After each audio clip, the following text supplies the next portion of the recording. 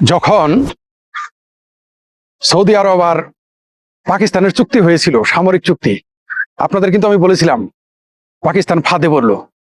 আপনারা দেখেছিলেন তো যে আফগানিস্তানের সাথে যখন পাকিস্তানের যুদ্ধ শুরু হয়ে গেল, চুক্তি অনুযায়ী তো সৌদি আরবের পাকিস্তানের পক্ষে নেওয়ার কথা, কিন্তু বিস্ময়কর ব্যাপার হলো যে যুদ্ধে তো সে পক্ষ নেই, বরং একটা বিবৃতিও দেয় নাই। পাকিস্তান রোজার প্রথম দিনে আফগানিস্তানে হামলা করে, আফগানিস্তান পাকিস্তানের উপর পরবর্তীতে প্রতিশোধমূলক হামলা করে। কিন্তু ফলাফল কি? ফলাফল সেই যে বড়লোকের প্রীতি বালির বাঁধ, খনিকে হাতে ধরি খনিকে চাঁদ।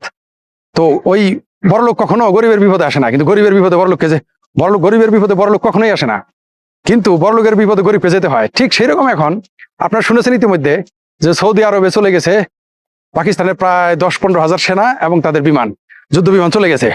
তাহলে কার সাথে হামলা করবে? এখানে নিশ্চয়ই ইসরায়েলের সাথে নয়, সে কার সাথে যুদ্ধ করবে? ইরানের সাথে। আপনাদের আমি আগেই বলেছিলাম যে এই পাকিস্তানকে দিয়ে একদিন আফগানিস্তানে হামলা করিয়েছে। এরা হচ্ছে সেই জাত যারা ডলার হলে মাকে বেঁচে দিতে পারে। এটা আমি বলিনি, আমেরিকান একজন জজ বলেছিলেন, এবং সেটা খোদ পাকিস্তানের সাবেক প্রধানমন্ত্রী, যিনি এখন জেলে বন্দী আছেন।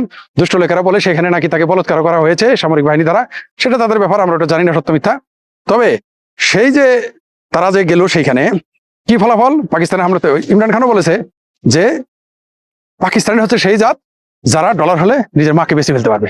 তো যারা নিজের ডলারের বিনিময়ে যারা মাকে বেঁচে ফেলে, তো তারা আফগানিস্তানে হামলা করবে। এখন সৌদি আরবে গেছে ডলারের নেশায়, তো একদিন ইরানের উপর হামলা করবে, কোনো সন্দেহ। আপনাদের তো আমি আগেই বলেছিলাম, আপনারা আমার আগেই বলে রেখেছিলাম যে ইরানে হামলা হবে, আফগানিস্তানে হামলা হবে। আফগানিস্তানে হয়ে গেছে, রইল বাকি এখন ইরান। একটা সময় দেখবেন যে ইরানেও হামলা করবে। এটা আমি বারবার বলে এসেছি, অনেকে হাসাহাসি করে। কারণ যে পাকিস্তানের কাজ কি? তারা হচ্ছে ভাড়াটিয়া গুন্ডা হিসেবে সবসময় কাজ করে, ভাড়াটিয়া সন্ত্রাসী হিসেবে, এর চেয়ে বেশি কিছু না। এবং তার আরেকটা নাম হচ্ছে ভিখারিস্তান, যাকে বলা হয় কোটারা লেকে ঘুমনেওয়ালা দেশ। তো সেই পাকিস্তানের সাথে পিস্টক হবে, সেই পিস্টক আবার মেনে নিবে হলো আপনার সৌদি আরব, ইরান, আমেরিকা, ইসরায়েল। এটা কি হয়?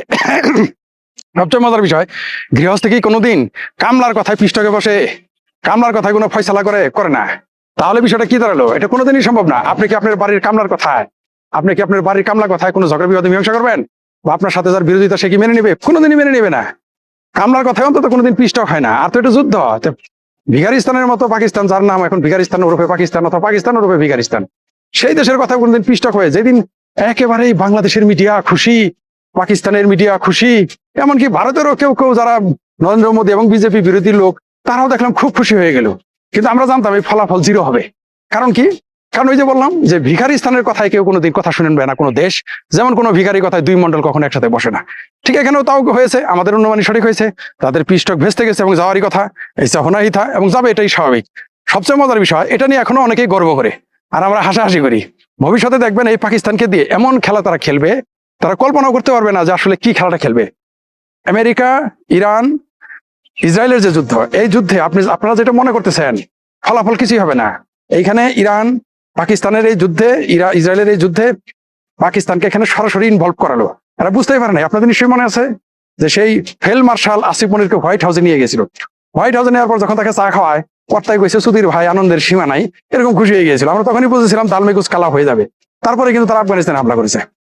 ঠিক এই ইরানকে যখন ইরানের যুদ্ধ, ইরান, ইসরায়েল, সৌদি আরব, বাহার, কাতার, কুয়েত, এর যুদ্ধের মধ্যে যখন সৌদি আরব ডেকে নিয়ে গেল পাকিস্তানকে, নিশ্চয় থাকেন বড় কোনো ঝামেলা হতে যাচ্ছে। আর পাকিস্তান সবসময় এই যখন বাঘ মহিষে লড়াই বা বাঘ সিংহে লড়াই হয়, ফের মতো কিছু উচ্ছিষ্ট ভোগ করার জন্য তারা বসে থাকে। কারণ সে জানে যে এতে যদি কিছু ফায়দা তার আসে, কিছু পয়সা তার আসে, পাকিস্তান সেই আশায় বসে আছে। যারা খুশি হয়েছিলেন আপনারা তো শুনেছেন। সবচেয়ে মজার বিষয় একটা জিনিস বলি, যে পাকিস্তান ইসলামী জজবা, কালেমাগো পাকিস্তান, যারা নাকি আল্লাহ ছাড়া কারো ডরায় না, এই খাজা আসিফ মনির, পাকিস্তানের যে প্রতিরক্ষা মন্ত্রী, তিনি একটা পোস্ট দিয়েছিলেন ইসরায়েলের বিরুদ্ধে। দেওয়ার সাথে সাথেই 24 ঘন্টা না যাইতেই এই বড় মহা ইমানদার পারমাণবিক শক্তি ধরালা, সাথে সাথেই তার ওই পোস্ট ডিলিট করে দিয়েছে। কারণ শুধু একটু নড়ে চড়ে বসেছিল ইসরায়েল, সাথে সাথে পোস্ট ডিলিট। অবশ্য পোস্ট ডিলিট করা পাকিস্তানিদেরও যেমন স্বভাব, বাংলাদেশের বাঙ্গুপি আর পাকিস্তানের একই স্বভাব। আমরা দেখেছি আমার ভাবির পোলারা মাঝে মধ্যে পোস্ট ডিলিট করে দিত। এমনকি স্বয়ং আদম ব্যাপারী ইউনুস, মবের জনক, এই ইউনুসও কিন্তু তার পোস্ট ডিলিট করতো, আমরা দেখেছি। ঠিক এখন কি দেখলাম, তাদের পেয়ারা বা পাকিস্তানও পোস্ট ডিলিট করে। আবার এতেই তারা বলে তারা নাকি খুব শক্তিশালী, মহাশক্তিশালী, তারা বিরাট ক্ষমতাধর। পাকিস্তান এতই ক্ষমতাধর যে একটা ফেসবুক বা ফেসবুকে পোস্ট বা টুইটারে লেখা সে রাখার ক্ষমতা তার নাই, আর তাকে নিয়ে এত বাহাদুরি। আবার বাংলাদেশের এখন যারা কমিউনিস্ট পার্টিতে যোগ দিয়েছে, ভারত, বাংলাদেশ, পাকিস্তানে, তারা ইরান তছনছ হয়ে যাওয়ার পরও, এ টু জেড টপ লিডার থেকে শুরু করে নিচের লিডারও খালাস হওয়ার পরও তারা বলতেছে ইরান জিতে গেছে।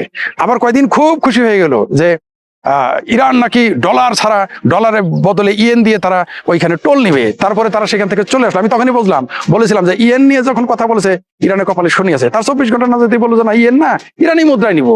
তারপর যখন ইরানি মুদ্রা টোল নিতে থাকলে আমেরিকা এখন কি বলেছে, ইরান থেকে হরমুজ প্রণালী দিয়ে যে জাহাজ আসবে ইরানকে টোল দিয়ে সব তারা কি করবে, শেখ ফরিদের বিশ্লেষণ। প্লাবন। আমি আগেই বলেছি যে ইসরায়েল যুদ্ধ করে জেতার জন্য, আর যদি কোনো কারণে তারা মার খায় ভাববেন আরো বেশি বেশি জেতার জন্য তারা মার খায়। ধন্যবাদ, ভালো থাকবেন। আবার কোনো বিষয় নিয়ে আপনাদের সামনে আসবো।